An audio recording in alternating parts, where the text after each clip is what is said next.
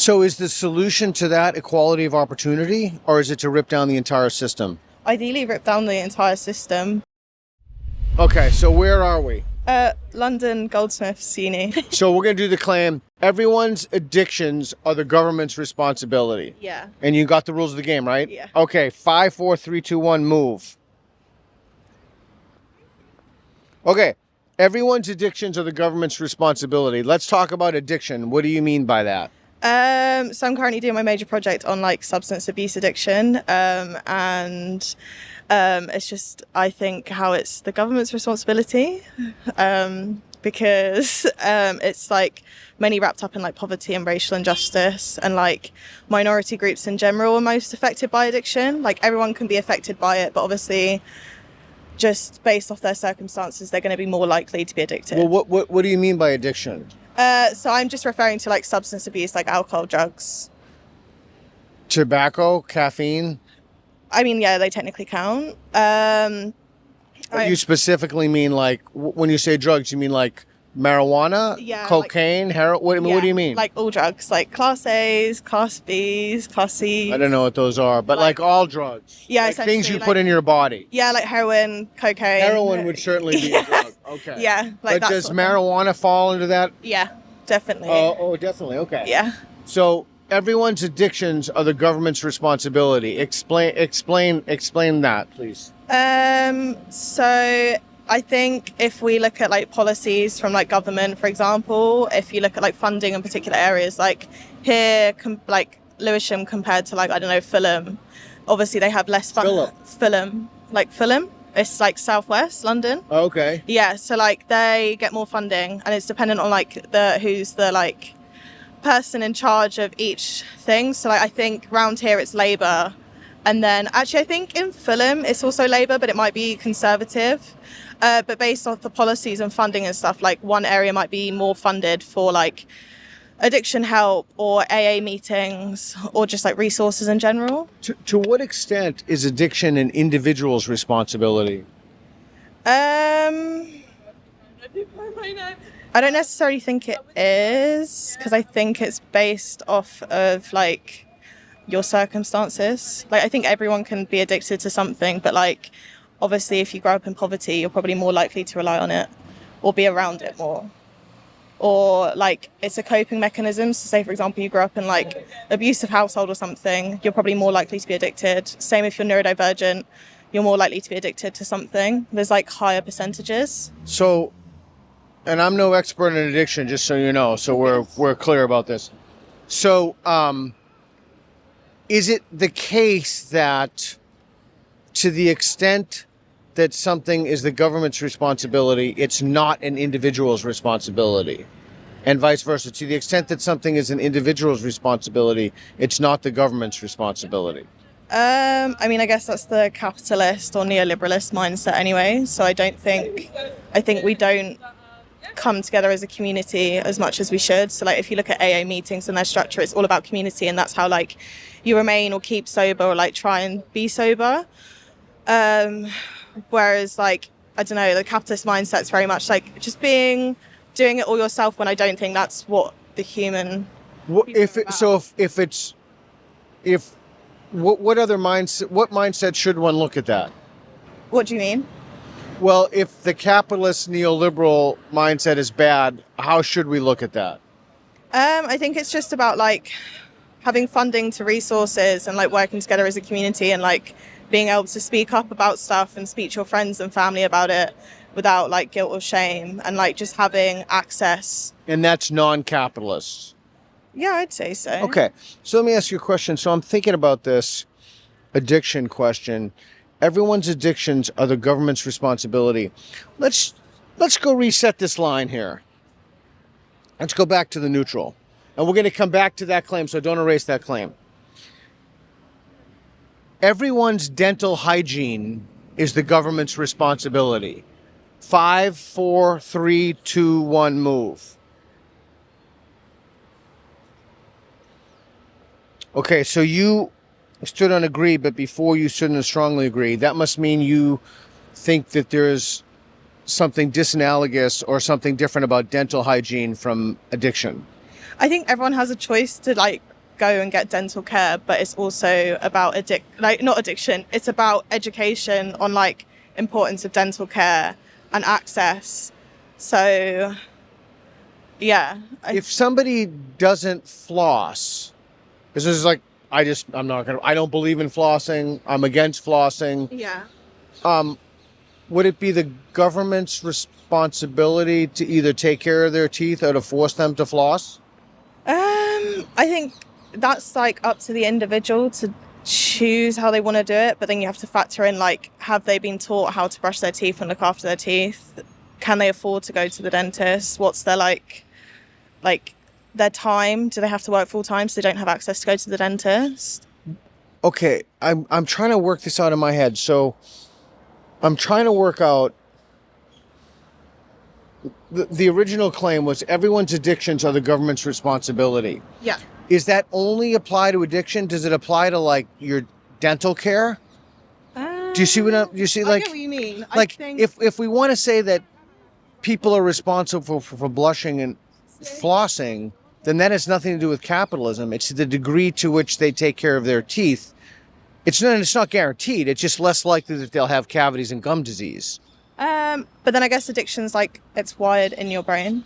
Like it's a mental illness, like it's a disease. So I think... So that's why you're agreeing, not strongly agree.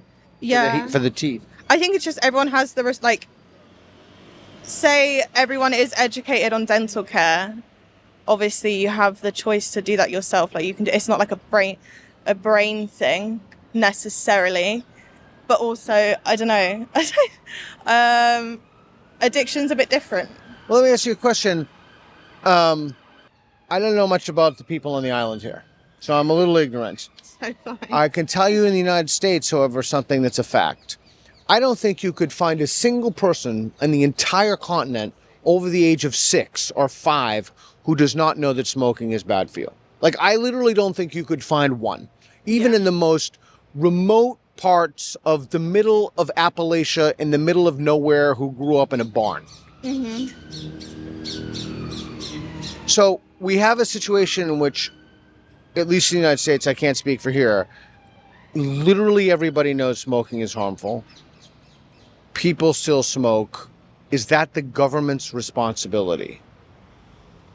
I mean, yeah, it's an addiction. But, like, I would say agree with that one rather than strongly agree. I don't know, like, I smoke, so, like, I'm aware of the things that it does, but I'm also addicted to it. So, like, I'm also sober. So, like, my experience of smoking is, like, it's a stress reliever. Whereas, like, if, I don't know, my circumstances were different, I probably wouldn't smoke.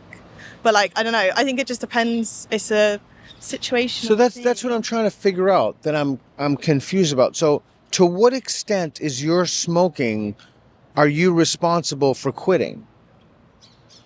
I mean, I'm at an age now where obviously, like, I have the education on smoking, but, like, that's how I got brought up. But, like, say, for example, with effects of, like, alcohol or drugs, there aren't laws in place to, like, I don't know what the word is right now, I guess regulate, like, drug, like, for example, if you buy a top and it's A top? A top, yeah. What's a top? You mean the It's things like you a spin? t-shirt. Oh, okay. A top. Yeah. Like, say, for example, you buy a top in a shop and it's, like, I don't know, not what you thought you were going to buy, you can send it back because there's, like, regulations in place, whereas there isn't that with drugs, when you obviously, because it's illegal. But the thing is, what happens is then people cut it with stuff that is bad and they're mis-selling it, so there's no laws in place to, like, safely regulate drug use, nor is there places that you can, like, test your drugs or Right. Okay. stuff like that. So here's, I think this has helped me clarify things. Yeah, Oh, are you on the agree? I don't mean Yeah. to keep pushing you off. Sorry. it's all good. Okay, so here's what I'm trying to figure out. I'm trying to figure out dental care, smoking, drugs. To what extent is the individual responsible for themselves and the government is not responsible for the individual? Like, to what extent is the individual responsible for getting off of drugs or flossing their teeth? Or maybe those things are just analogous and that's not fair to say. I think they're slightly different. I mean, like, yeah, it's for someone to choose whether to, like, be sober, but then there's nuances to that. Like, it's a chemical thing, it's a disease, it's not like dental like obviously if you're neurodivergent, you might not like brushing your teeth. That's a completely different thing. But like dental care, it's just about being educated, the same way that drug use or alcohol use is also education. Okay, so maybe it's not that everyone's addictions are the government's responsibility. Maybe the claim should be changed to, and I'm working this out in my head, the government has a responsibility to provide resources to people who are addicted to drugs to help them get off of drugs. But then is that not their responsibility? Because I think if we're talking about like capitalism and like, yeah, okay, obviously, say we didn't have capitalism, you're still going to have some people that might be addicted, like a small percentage. You mean you think capitalism makes people become addicted to drugs? Yeah. Well, how? Because of the social like impact it has, like poverty, racial injustice, gender injustice, homophobia, transphobia, like that all, you know, and like the lack of resources, the lack of funding. Do you think that capitalist countries are more homophobic than non-capitalist countries? I don't think we don't not have capitalist countries everywhere. Like we don't have any actual example of like communism or socialism. Not true communism. Okay, can you think of a country that tends towards... So you think countries that are not... No, I should... So is it the case that countries that tend towards communism, if you want to say that, or socialism, that they're less homophobic? I guess so. Like the structure of it, if you look at it in theory. How does capitalism produce homophobia? I don't want to necessarily go in this rabbit hole, but it relates to addiction, right? Yeah, I mean, like, obviously it has an impact. There's, like, a hierarchy. So you have, like, are you white? You're white, right? But go ahead. Okay, like, you have white people at the top, but you have white men at the top, and then you have white straight men at the very top. And that has a knock-on effect. So you still have, like, initial privilege in the world. So, like, that, it's just the hierarchy of capitalism and neoliberalism. So communism wouldn't have that? There would be no like communist elite based on identity characteristics? I mean, if you look at Marxism and like true Marxism, like which we haven't had, or just socialism, you wouldn't have these like hierarchical structures, like everyone's equal, and it kind of eliminates the pressure of like, I don't know, me having like, say for example, I work 40 hours a week on like less than London living wage compared to someone who's like a banker who's more like, I don't know, in the top tax bracket. They're going to have a better life than I do. But how have they got there? And I guess it's the difference of like... How did they get there? It just depends on the person, but normally privilege, normally who you know. It's like, how do you get to that point of networking? You already know people. So is the solution to that equality of opportunity, or is it to rip down the entire system? Ideally rip down the entire system, but I think while we live in a capitalist state, I think you have to look at the government and like what they're doing with their money. Are they paying for their own lunches, or are they actually putting it into like funding people with proper rehab facilities, giving them like funding AA communities, like educating people on resources, educating people on drug use and alcohol use, like stuff like that. If people were educated on these well, first of all, do you think that is there a disincentive in capitalism to educate people about the dangers of tobacco or drugs, etc.? I think it keeps the people who struggle with it down at the bottom. So there's a disincentive to get people off of drugs?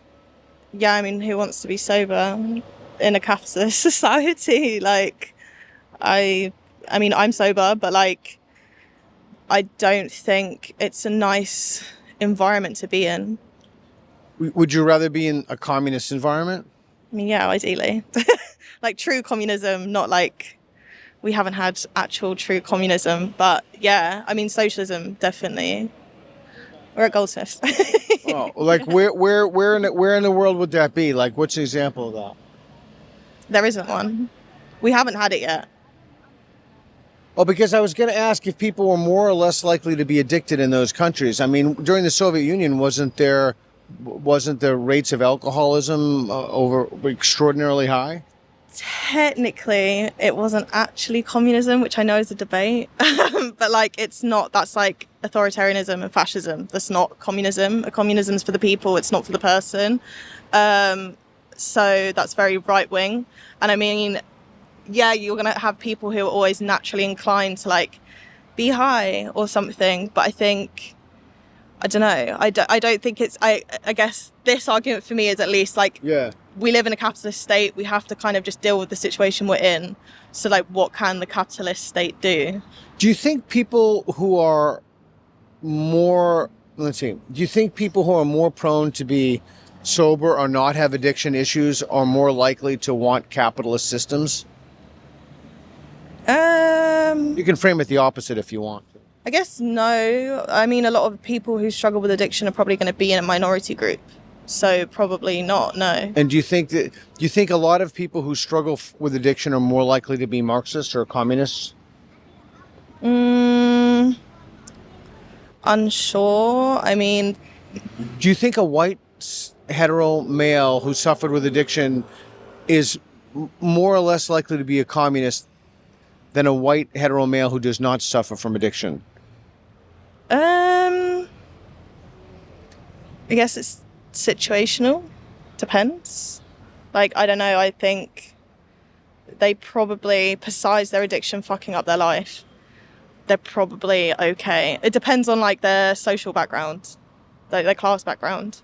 I don't know. If they were like upper class, then they might still be able to like move forward from it in the future. Whereas like if it's to do with race, potentially not. Like realistically, no. So if the government took responsibility for everyone's addictions, what would that look like? If you waved a wand and you said the government takes responsibility for everyone's addiction, what kind of world would we have? A nicer one. But what would it look like practically? Would there be like a place over there and another? I mean, what would it? Would there be constant messages on the news, the telly, as you people say in the islands here, about addiction? What would it look like?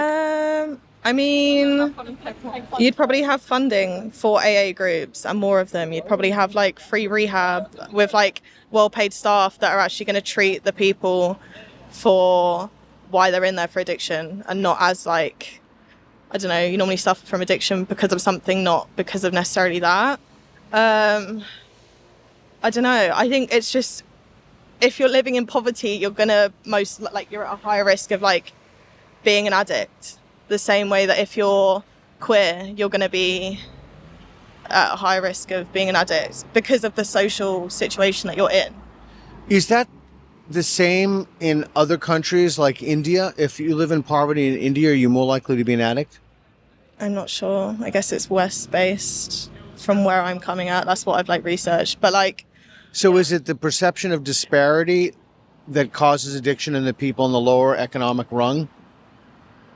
I guess it's just one example. Yeah, like poverty is just like a main example of people who are addicts. And if they weren't poor, so are you saying that the poverty causes addiction? Essentially, yeah. I mean, yeah, but that's because of the government. Make that link for me. Because the government doesn't fund areas like Lewisham. So then they don't have the support. They have lack of healthcare. They have lack of education. Like the education. And so why don't the people vote in? Yeah, how are we doing, Reed? What are you thinking about as this conversation goes on? What's in your mind? I'm tired. Oh, you want to go?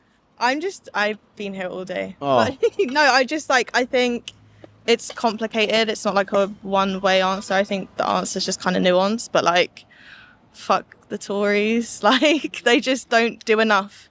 Like, I'm mainly thinking like the UK, especially like America. Like, it's mainly the West-based. Like, I haven't done research in non-Western countries on addiction, but like, it's from data that you can see from like the UK and stuff. Like, poverty is like a massive part of addiction, especially in the US. Like, that's one of the main reasons. And then youth, like, I don't know, it's like individual. And are you addicted to stuff yourself? You don't have to answer that if you don't want to. Yeah, I'm in recovery now, so I'm like 2.5 years sober. But yeah, there's like why I'm interested in it. And you would have wanted the government to help you more.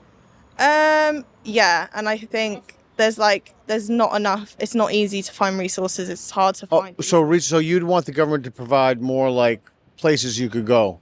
Yeah, and I think it's just more like actually funding healthcare and like getting like education on drugs and like having safe drug usage. Like, I don't know. I think it's in Sweden. They have like places that you can go and get your drugs. Injection room, you mean?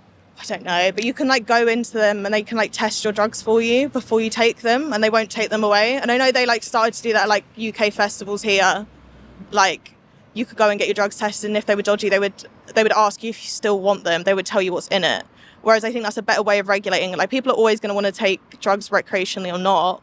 It's just about limiting the harm. Like, I think if you... Harm reduction. Yeah, like, I think, you know, that's the main thing. And I think the government don't do that. Do you know what I mean? Yeah. Thank you for your time. I know you're tired. Sorry. You did a good job. Thank you. You too. Where are you going to put this?